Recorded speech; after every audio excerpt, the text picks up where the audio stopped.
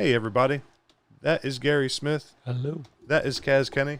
Kapow! And I am Eddie Bramble, and this is episode 25 of the Blackwaters Edge podcast. Wow, Kaz, why don't you start us off with this week's fishing report? All right, folks, look. Ain't much changed here. Still pretty much the same. We've got fish on the spawn. We've got fish on the bib. We've got fish garden fry. We've got fish eating like piranhas. So we got a little bit of everything going on down here in the Blackwater National Wildlife Refuge. In the connecting rivers around us, it's a few channel cats, some carp, some really, really nice bass outside of Blackwater if you can find those areas. We're still catching a handful of perch. The trout are still biting down in the straits and below Taylor's Island, so we got plenty of them around. Don't be afraid to throw a twister tail somewhere along the bank and make sure that you're putting in the work. You got to put the work in to find these fish. And everybody wants to ask where we caught them. I'll give you a general idea where I caught them at. You have to work for them. You want a snakehead spot? I got you covered. So anyway, look, before we begin, I want to talk about this. We got a lot of guys coming down here starting to shoot fish, all these rivers here on the Eastern Shore. And, you know who we have on the show today, and I just want to give Nick a little plug. I had a chance to look at his vessel over the weekend personally, by myself and just have a look at that thing. And let me tell you what, them guys really got something going on out there, with what they're doing with the Working Class Outdoorsmen. And they take ladies, too. That was something that surprised me this past weekend. I had a couple females on the boat with them, so I thought that was really, really cool. So, ladies out there, if you're looking to get on the boat and you want to shoot some snakeheads, give these folks a call. They'll set you right up. Eddie, that's about pretty much what I got for the fishing report this week. It's pretty much still the same thing. The water's getting hot, so you're going to have some dead times here. We're experiencing a lot of that as we've had water temperatures as high as 92 degrees. It's been warm. It was hot today. Yeah. It was, yeah. And that's what people don't understand. When our temperatures get up that high, we start to lose some oxygen in the water, so the fish will move out of those branches. They'll be searching for deeper water. There's a little hint for you. Look at deeper water on a hot day. Anyway, so, the snakes are there. You just got to put time in. You got to find them. And there's guys that are catching 50 a day. So we know we're still doing good. The fish haven't gone anywhere, and we need your help. So come on down here and give us a little hand, huh? It's been plenty of pictures of people catching plenty of fish. Yeah, nice Like fish. you said, you just got to know where to look, that's all. And I'll give Gary a little plug right here. We know Gary, he spent a little time in the water today and put Miss Mary on a giant. Yes. Caught the first one that had a little shower. And I told her, I said, I like this rain. And as soon as it just, like 10 minutes, and as soon as it was getting ready to stop, bang, she got the first one. And the second one there was a little shower just before that.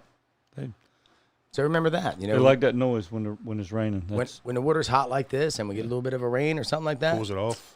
you want to get right back out there as fast as you can because they're going to feed real quick while that water's cool. As soon as it gets hot again, they're going to stop right away. I can tell you that. As soon as that tide comes in and pulls that water back out and it goes back to 90 degrees, game over. So It was warm out there today. It's very warm. It has been all week. Yeah. I mean, we've been burnt up fishing. We were fishing with Chesapeake Bay Magazine earlier Yeah, we this were week. fishing the bank, but it was hot on the boat today. Oh, my goodness. And it was nice to get out of the wind, but then when you get out of the wind, it was...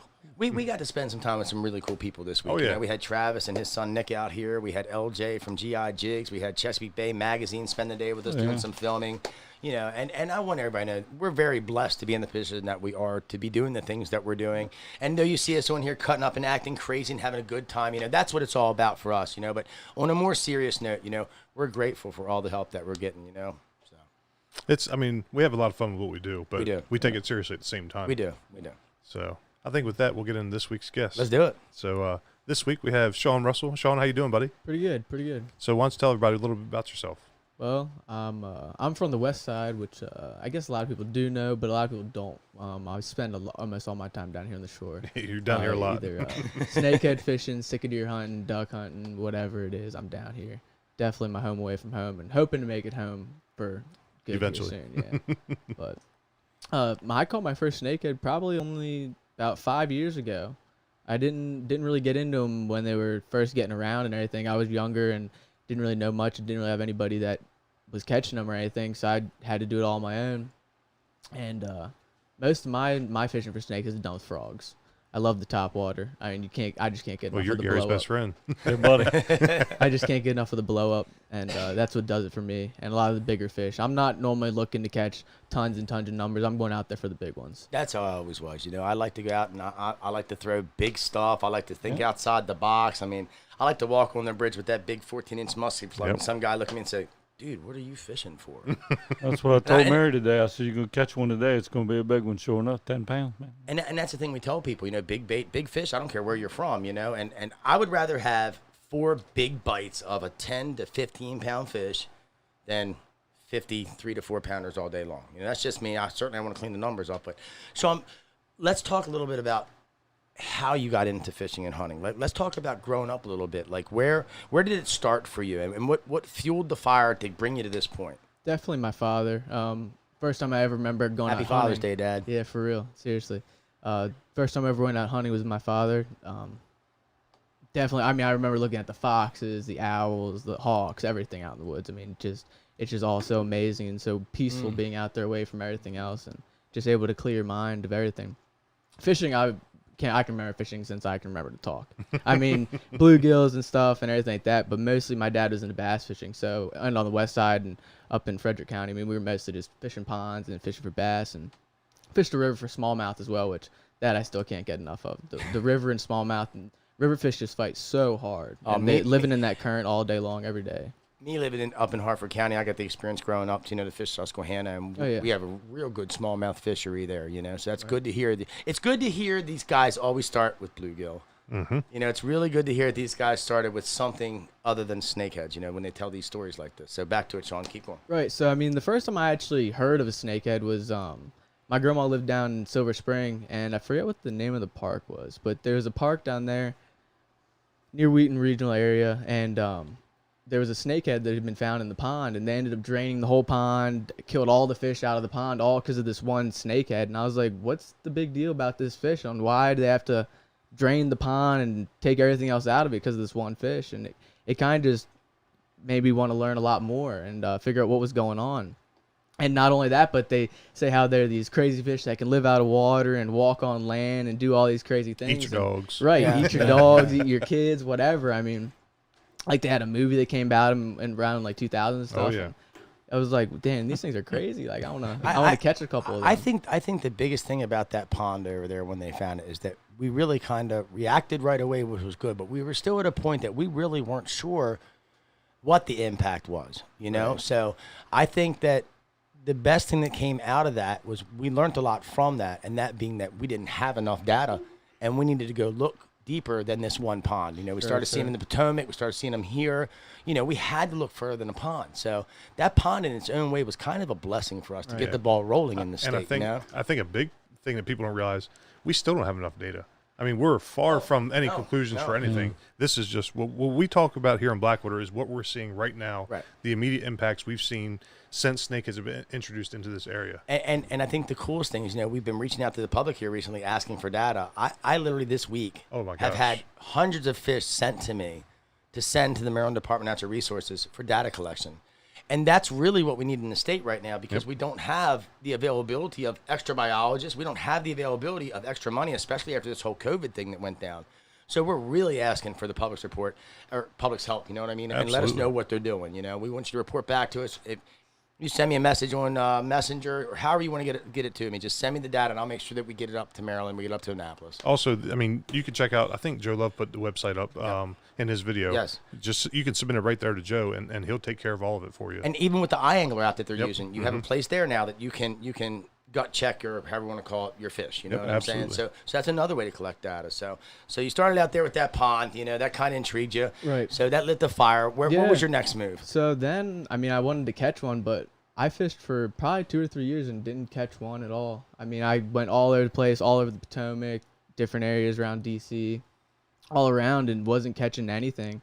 And finally, I was like, you know what? I heard about bow fishing, and I was like, don't have to have them bite if you can shoot them. So I ended up getting myself a little boat. This was when I was about 15, and got myself a little John boat, and didn't have a driver's license. We normally had to have my mom, because my dad, he had to work a lot. So my mom was the one who always used to take us out on the boat. But Thanks, she used Mom. to take us out on the boat and drive us places we wanted to go. And once we got a little light set up going on the boat, went out there to the spots where I heard there were snakeheads at, and we started shooting them.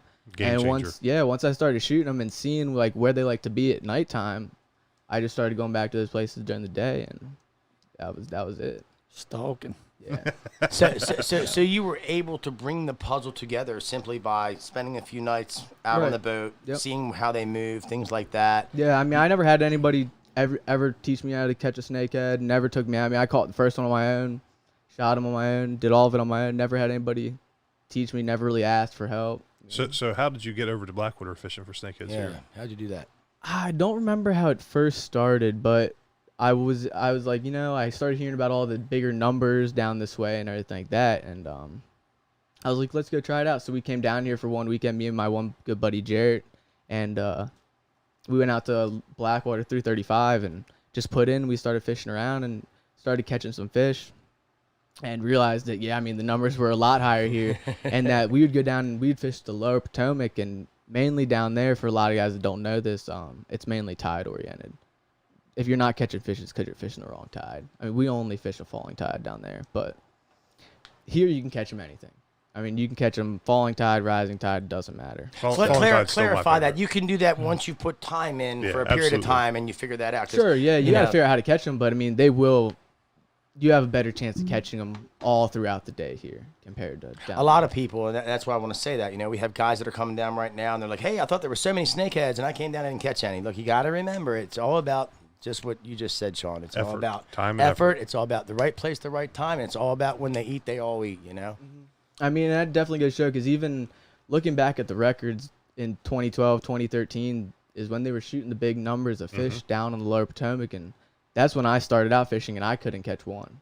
So there were lots of fish out there. I just didn't really know what I was doing at first. And once I got out and figured out the areas they really like to be at and what they're doing in those areas, definitely changed the game. But it all started because of bow fishing. I mean, if I hadn't gone out at night and found them and seen, okay, there really are snakeheads here, then I don't think I would have been fishing the right areas. That's amazing. I love that story a lot. That's just got a lot of oomph to it. You know what I'm saying? Right. So you're over here on the Eastern Shore and you're fishing over here. What are some lures that you like to throw during the day when you're out there? I mean, let's talk about what is your favorite scenario setup for the day? Like, what are you looking for in the air? What are you looking for, in your fishing? What are you looking for tackle selection? What are you looking for tide? Tell the folks what you're looking at here in Blackwater when you see that. I mean, I personally like the hot. I like hot, sunny days, dead wind. I like to be way back in the creeks and the stale water. I mean, they'll be up there where the other fish aren't. And I mean, I like it hot, and I like frogs. That's pretty much all I throw. I mean, I will throw a swim bait here and there, but mainly it's all frogs. Either a fast moving frog or a hollow body frog, and it's either a ribbit frog or a jump frog normally. But I like to get a reaction out of the fast frog and then throw back in there with the hollow body. Normally, I'm not catching them with the fast-moving frog. It's just to see either one swirl, one move on it, just any kind of motion to show me that there's a fish there. And see, I've never really shared that part, but I think a lot of people have respect for what you just shared with them, because you just taught a lot of guys how to increase their catch, seriously. And that's okay, you know what I mean? We want them to catch the fish. I mean, that's what it's about. It's about us helping other people. I'm going out to say this evening. So I like to ask tough questions. We know that, right? So I'm going to ask you probably the toughest question you're going to get on this whole episode. Where's your favorite spot at? Whoa. Yeah, my client can't know. Nope, none of that. Can't have none of that. Sorry. Next question, please. Okay. All right, let's where the hell did he come from? Seriously? That's his agent. Jeez Louise, man. I didn't realize you brought your lawyer with you. Yeah, he comes everywhere. Anyway, thanks for He was your driver before you got your license, wasn't he? So we know you're not going to give up your best spot, and we understand that, but if they were coming here and you had to pick one place to tell the guy calling you from California, who's coming here from 7 days a week, 7 days away, he's going to drive across the country, he's going to make this trip, because we got a lot of folks doing this kind of stuff right now. We got people coming from Michigan, we got people coming from Europe, we've got people coming from Asia, we've got people coming from Vietnam. Look, folks, we got it going on, that's all. Where are you taking Jeremy Wade that day? That's we ain't talking about that. No, that's what I'm saying. Okay. So where are you taking Jeremy Wade that day? Let's talk about that. Well, prior to the place I caught my first one down here, which would be 335, there's just a lot of water to cover, and with that being said, there's a lot of fish there. And I want to go back to your first trip there at 335. You were successful in your first visit here, weren't you? Oh, yeah.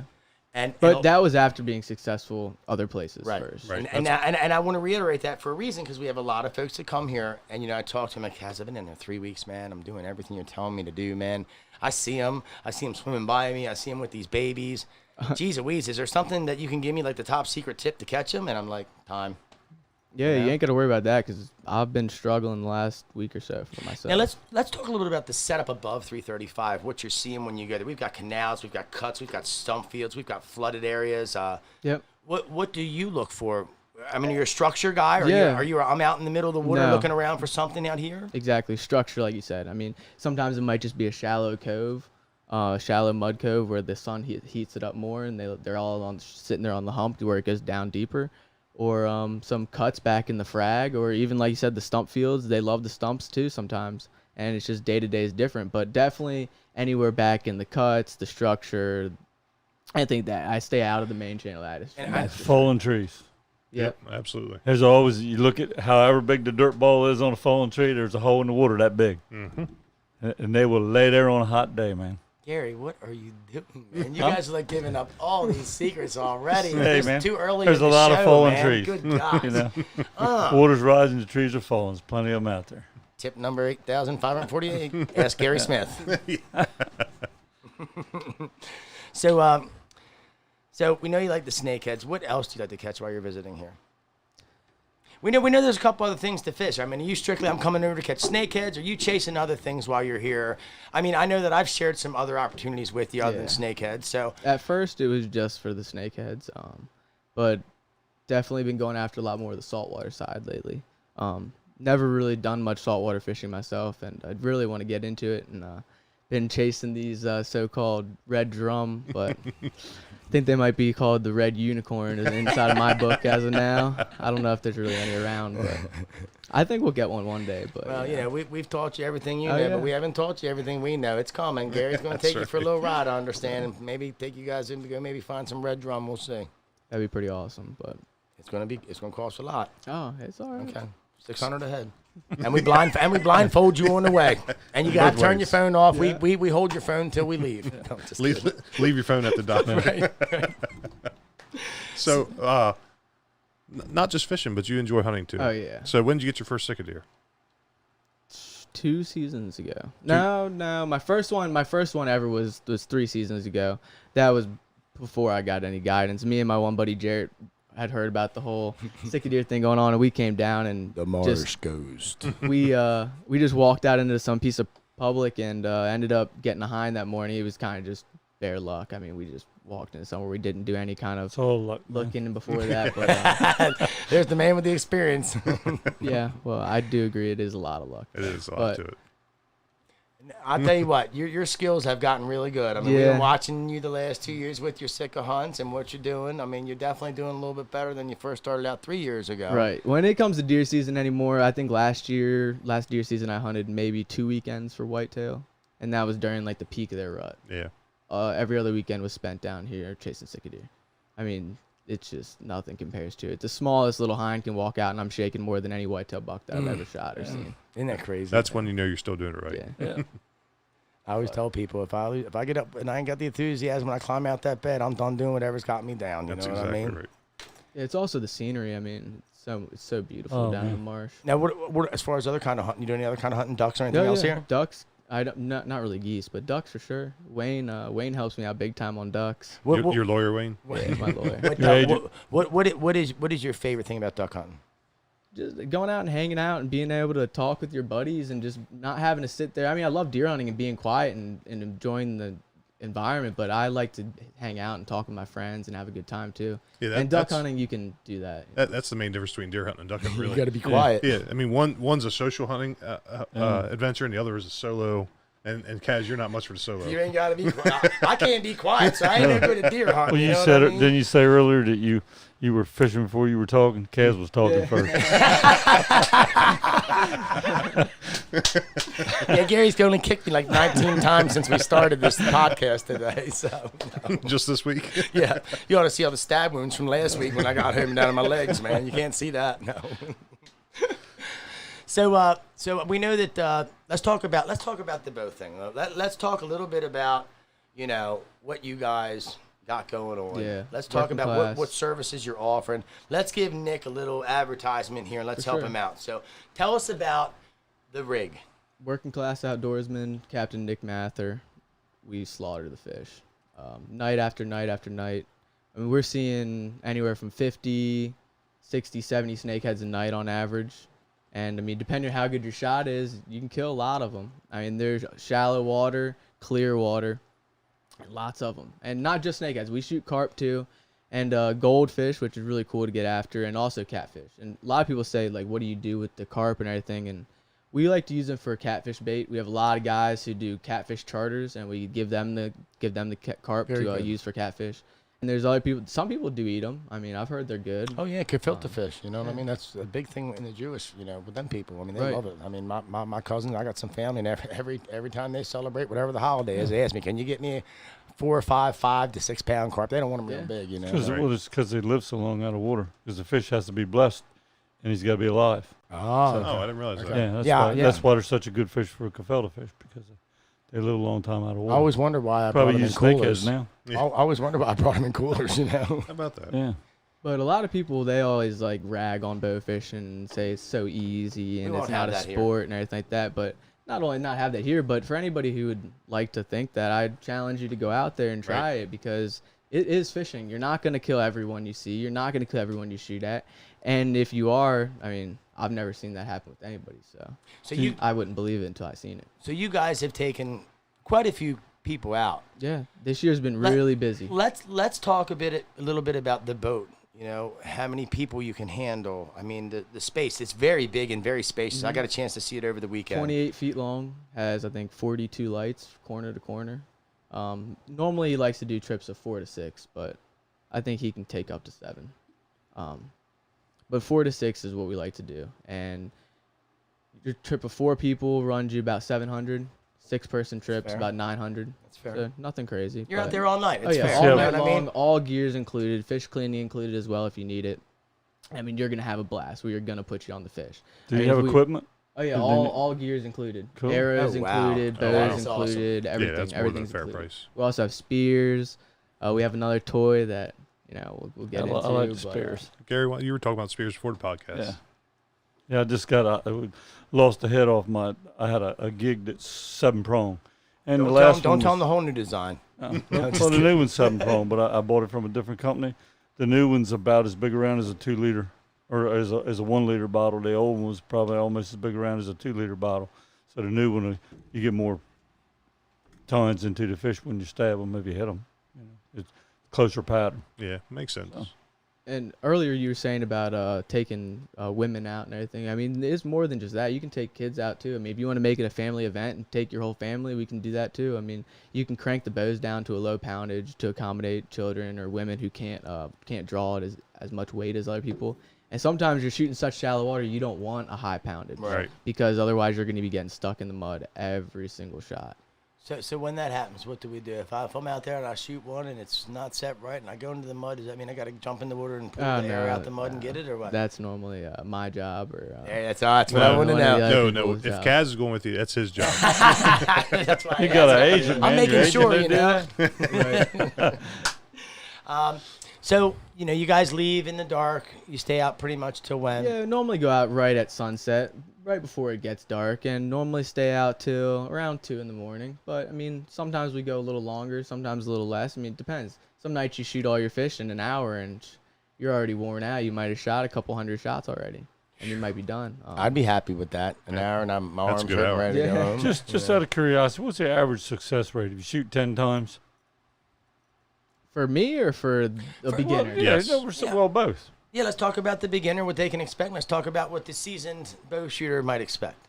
Well, and even then, I mean, if you're a bow shooter but you shoot deer and you shoot animals out of the water, you might not be ready for what's underwater. Because of refraction, correct? Right, you got to aim underneath the fish. So sometimes people who've never shot a bow before are actually the best ones, because they will listen to directions and actually shoot underneath the fish.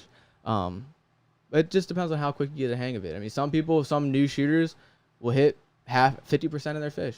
And go ahead. It seems like you have a lot of repeat people that are coming back already from the little bit of time that I've seen you guys out there. So, I mean, you have a blast when you're out there. I know you guys must be hammering. I do want to just mention this before it comes off of my brain, because y'all know how I forget. Got a million things going through this mind. I got to grab one. The boat. Describe when I see it on the trailer, what am I looking for coming down the highway? A snakehead. I mean, it's the mother snake. It is painted like a snakehead, a pattern. That's cool. And 28 feet long, like I said, it's big. It's a big boat. I have to tell you my story Saturday because I probably look like the biggest geek in the world, right? I was heading out the road to go take crabs, me and Happy Pat, and I swing by Goose Creek, and I went in the store to get some ice or something to throw over the crabs or something. I came back out, and I see this boat coming in the parking lot that has this snake pattern on the side, and I see this pretty truck, and I'm looking at it like, oh my God, it's an enlarged snakehead boat. Man, I made a U-turn, come right back in the parking lot, stopped that thing, took him our Blackwaters Ed's card, said, hey man, I want you on the podcast. He was in the store, so that's why I didn't know. I'd never seen the rig before. I'd never seen the truck before. You know what I mean? Oh, Sean was in the store. Right. No, Sean wasn't in the store. Nick was in the store. Okay. And there was a couple of girls in the truck waiting to go fishing. She's like, oh, I'm just going to give him my car real quick. Tell him, hey, send me a call. We'll get you on a podcast. And then Nick comes out, and I see him like, oh, God, man. So we'd like to have Nick here, too, sometime. So I know you're real busy, Nick, and we really want you on here. So when you get that chance, let us know. Yeah, for sure. But, yeah, I mean, the boat is a beast. And I think that's sometimes why we kill so many snakeheads, because it looks like a snakehead. So 28 I foot. think they come to it. I think you're good right. Blackwater boat there. Yeah. I mean, when you guys came by me, I came right to it. So Right. I'm sure the snakeheads go right to it, too. Yeah, they see it as the mother snake and just Cool. come on for a mother ride. snake. They didn't have lights on, and Kaz went right to it. Right. If they had lights on, I might have taken it with me. No, Like a bug, man. That's right.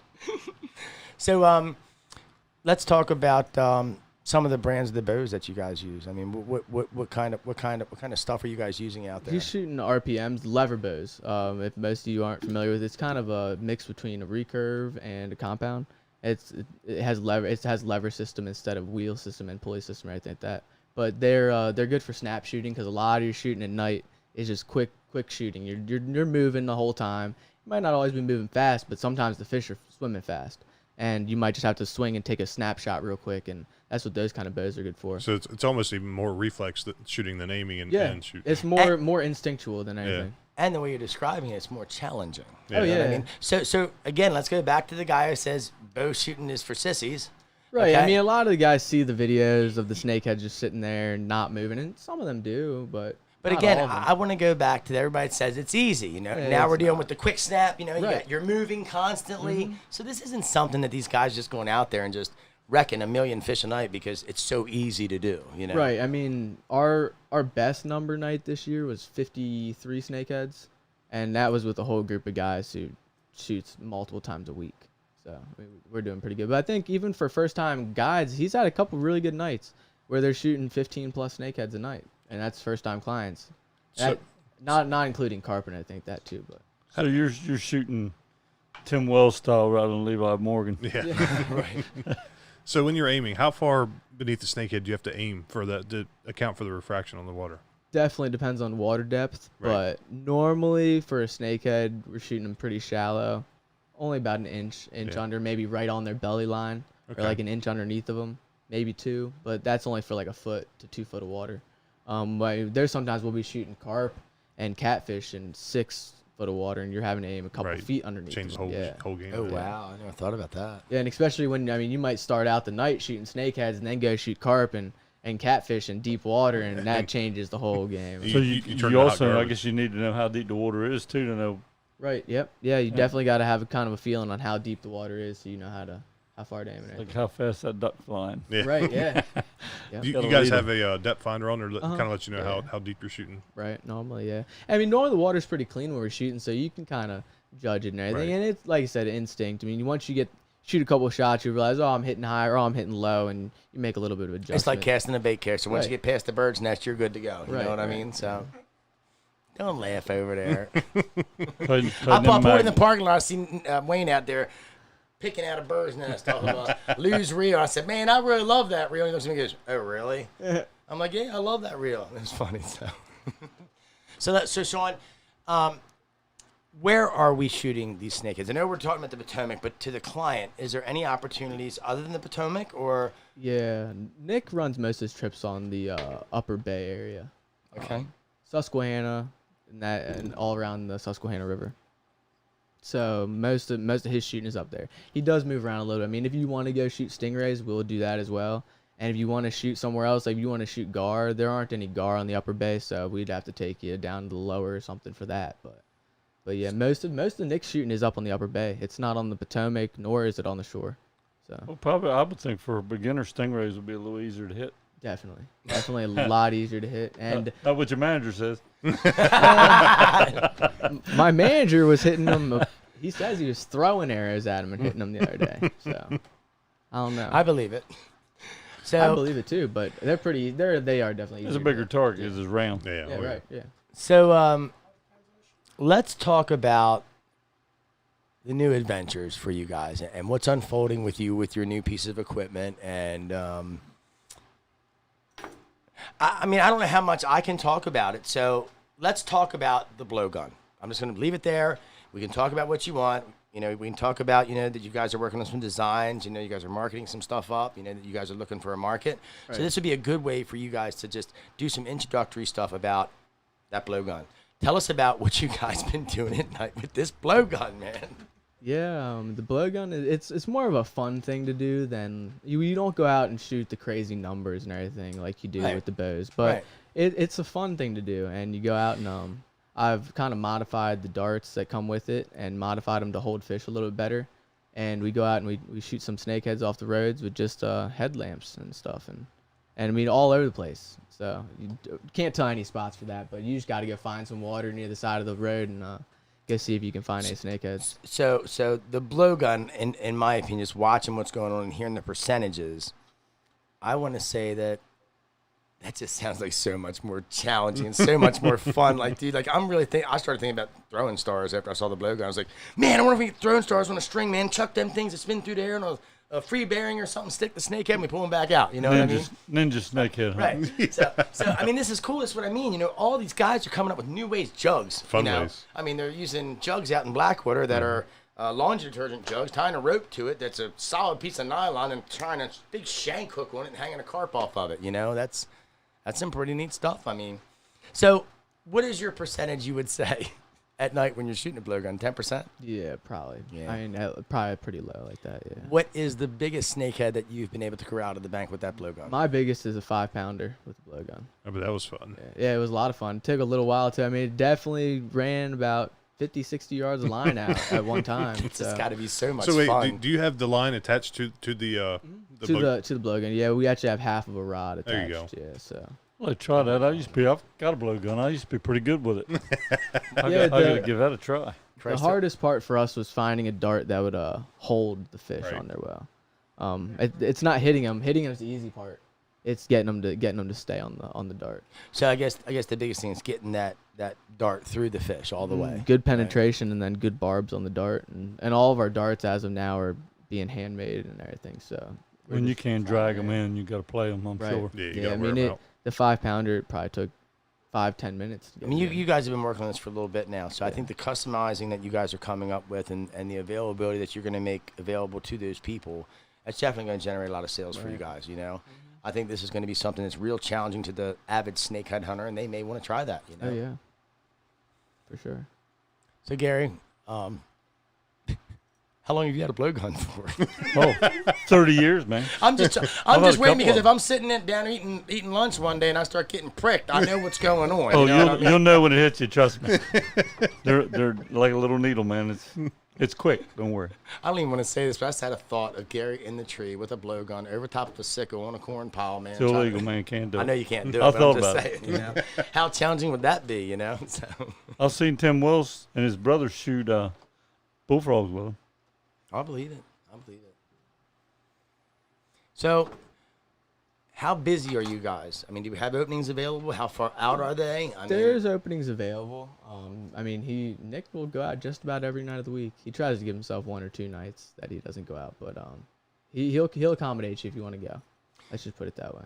So the biggest group you can take is normally 6, right? 6 people. Are you guys doing any of the bow hunt tournaments? Anything? Are they doing anything virtually online for that, or what's going on the bow fishing scene as far as tournaments go? How are they handling that? We haven't been doing any tournaments this year. Okay. No, haven't really done any tournaments this year at all. Kind of in the same boat we're in. Right. And haven't really heard of any that are going to be going on that much either. Now, I know that you talked about a tournament you're fishing this weekend. Is that what you're telling me about? Yeah, it's the month-long Anglers tournament that I'm in.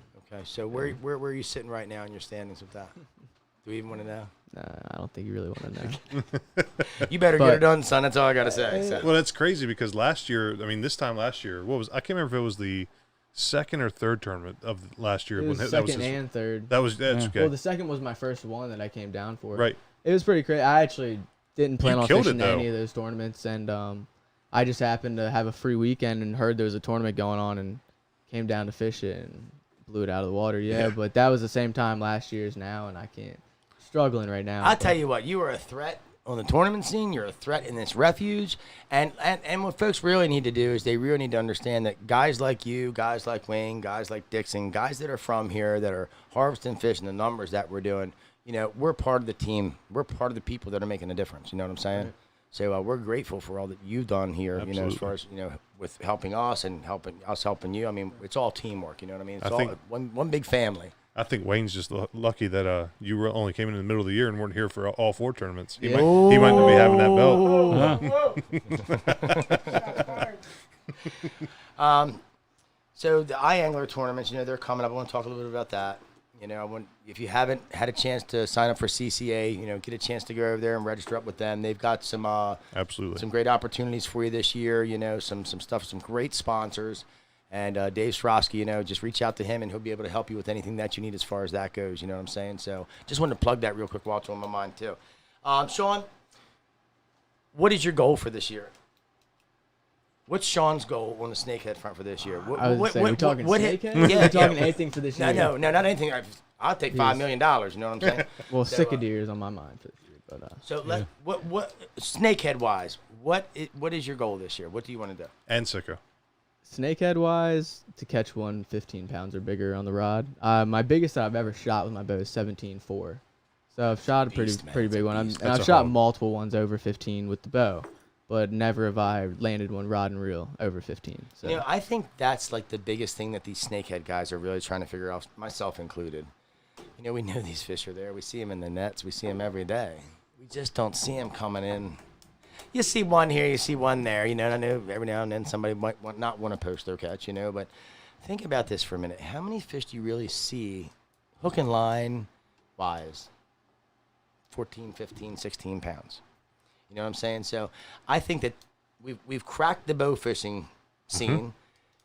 As soon as we can figure out what we're doing wrong with that, oh, man, dude, it's on like Donkey Kong. Sean, you ever gut check your bowfish? Mm-hmm. What have you found? Everything. Just about.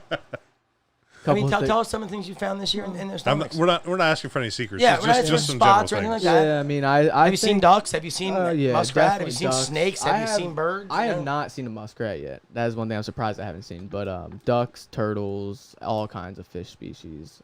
I mean, all kinds of stuff. Yeah. Now, being that you're in the Potomac, I want to ask this question: do you guys? I know it's a great bass fishery. Those fish that you do shoot over there, are you seeing bass in the stomachs of those fish as everybody else is claiming? Or, I mean... I've seen more stripers in their bellies than I have largemouth. I've only seen one largemouth in a snakehead stomach, and over the years I've been killing them. But I've seen multiple stripers. And see, that's something we've been speculating on for a long time.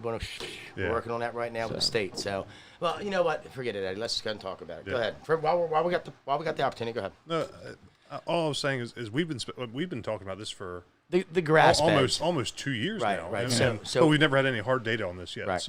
So we are collecting currently data on the Susquehanna and some of the nursery rivers, and what we're seeing in these areas is an immense amount of stripers in the gut checks and a fairly good amount of fry in the gut checks. And when I say stripers, I don't mean 15 pounders. I'm just talking about the fish that are using these grass beds for a nursery until the fall when they migrate up these rivers, where they reside for 3 years before they begin the migration. Did you just hear that? 3 years they stay in these rivers before they begin the migration. They don't have a fighting chance. And that's just me talking. That's nobody else talking. But we're getting data that also suggests it's not the anglers that are hurting these fishery. It's not pollution that's hurting the fishery.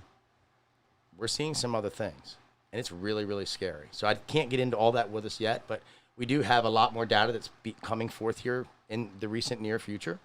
So I'm going to hammer that as much as I can. Yep. You know, I hate to be there, and I hate to be that guy, and I might lose a couple friends over it, but I care about our fishery.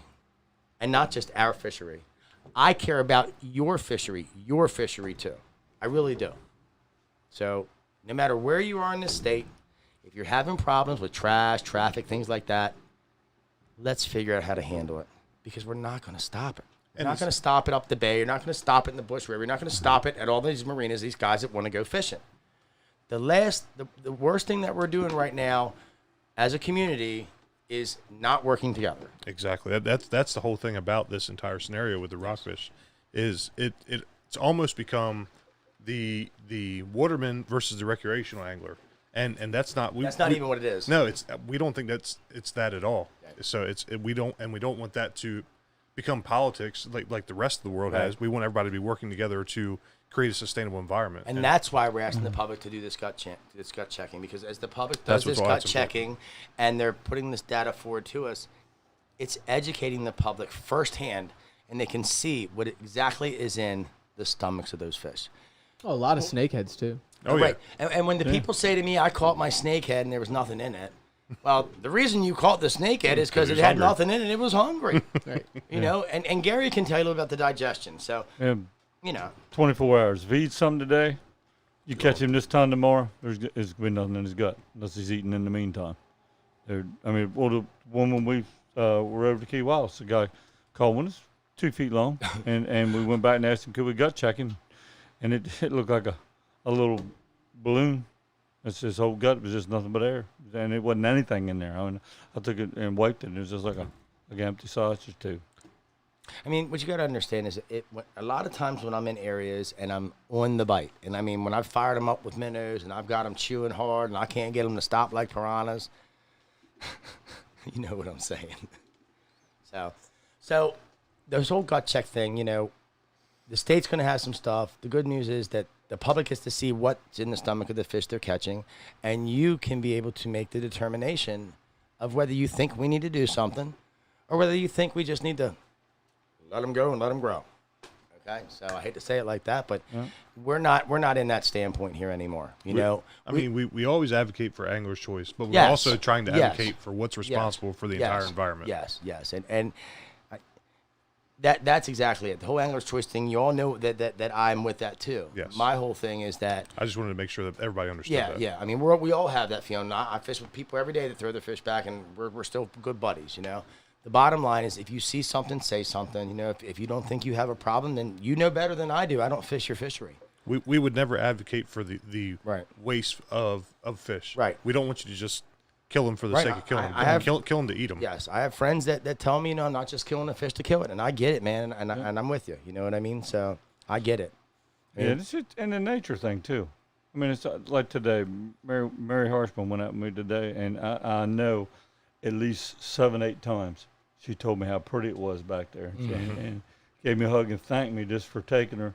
Said she, you know, it was nice that she caught fish, but she didn't really care about the fish, just to be able to see that back there. And it's a special place, man. I mean, that's the thing. The sun comes up here in the morning. I mean, what did we see yesterday when we were filming Chesapeake Bay Magazine out there? Eddie, you talk about the eagle.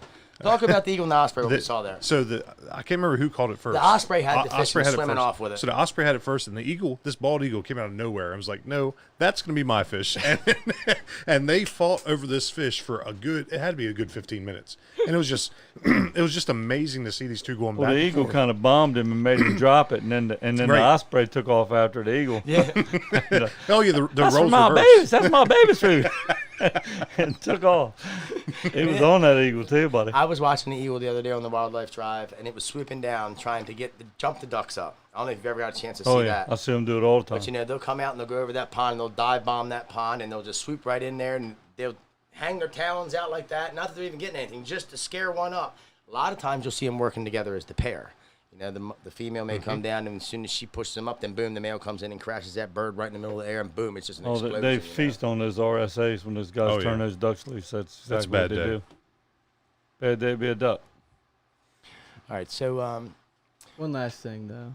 Go ahead. Back to my first time ever down here fishing. Oh, okay.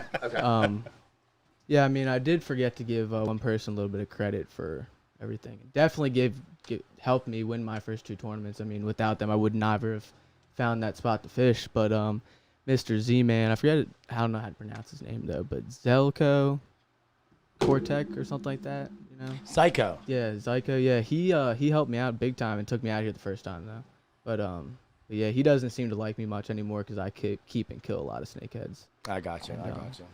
Yeah, but well, again, it's angler's choice. You know what I mean? Right. You keep right. what you want. Like yeah, I what you mean, want, he man, it's your definitely thing. showed me out a lot, and he taught me a lot on fishing and everything like that. But yeah, I mean, for whatever reason, he just doesn't like to kill snakeheads. That's okay. I mean, it's okay. It's angler's choice. Now we're allowed to do that, and you should be very grateful that you got the opportunity to be shown from him. You know what I mean? So hey, thanks Z for helping him out. We appreciate that. Anybody who has a chance to learn from somebody else, it's an amazing opportunity. Yeah. And That's you always have to gratitude, take advantage of it. Yeah. Gratitude, you know, pass it on. You know, that's what it's about. You know, I help as many people as I can. I'll continue to help as many people as I can, as much as I can. So, Right. I don't know, Eddie. What are you thinking, brother? What we got going on? What do you want to do? It's time to roll it. You think it's time to roll it? You guys want to give away some stuff or what? It's time to. All right. Hey, folks, it's Kaz here at the Crab Stand, home of the guaranteed #1 Maryland crab. It's time. It's now. The Sunday Funday Giveaway. I know it's Thursday. I know you've been waiting all week for this, but look, it's better late than never, right? I'll take crabs late any day. All right, so look, I'm going to start right now with MEPS. Okay, we got a big shout out to MEPS. You know, they're really, really happy with what we're doing out here. So we want you all to go over to the MEPS Facebook page and send them a like, share their page, whatever. Look, we're going to give away 3 inlines today to 3 different people here on the podcast.